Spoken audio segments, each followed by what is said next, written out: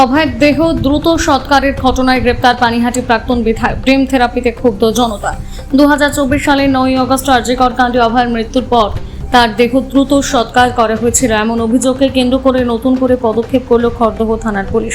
অভিযোগ, মুখ্যমন্ত্রীর নির্দেশে এই ঘটনায় 3 জনের বিরুদ্ধে খড়দহ থানায় মামলা দায়ের করা হয়। সেই মামলার তদন্তের পর পানিহাটির প্রাক্তন বিধায়ক নির্মল ঘোষ এবং সঞ্জীব মুখার্জিকে গ্রেপ্তার করেছে খড়দহ থানার পুলিশ।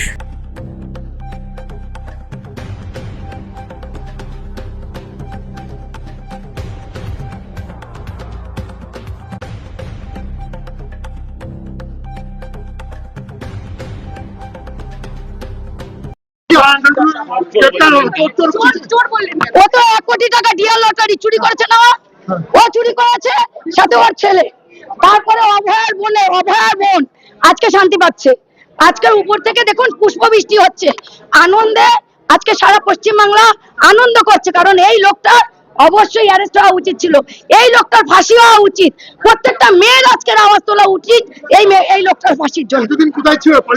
পালিয়েছিল তো, পালিয়েই তো থাকবে, কারণ ধরা তো পড়বেই। যখন তৃণমূল সরকার ছিল, অভয়ের মা, অভয়ের বাবা চিৎকার করে বলেছে যে এই লোকটা সমস্ত কিছুর জন্য দায়ী, কিন্তু তৃণমূল সরকার শোনেনি। আজকে বিজেপি সরকার এসে দেখিয়ে দিল যে কি করে আসামিকে অ্যারেস্ট করা যায়।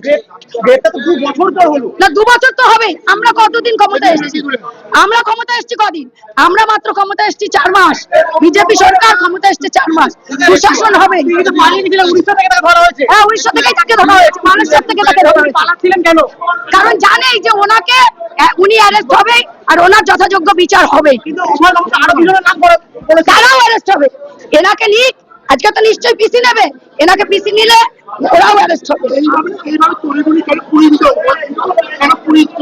হ্যাঁ, এইভাবে অভয় দেহ তড়িগুড়ি পুড়িয়ে দিল। সেটাই তো প্রমাণ লোপাট। পুরোদমে প্রমাণটা লোপাট করার জন্য উনি এটা করেছিলেন। ওপরে রাত নিশ্চয় নাট্টু ঘোষ করেছে, নাট্টু ঘোষ। ওই যে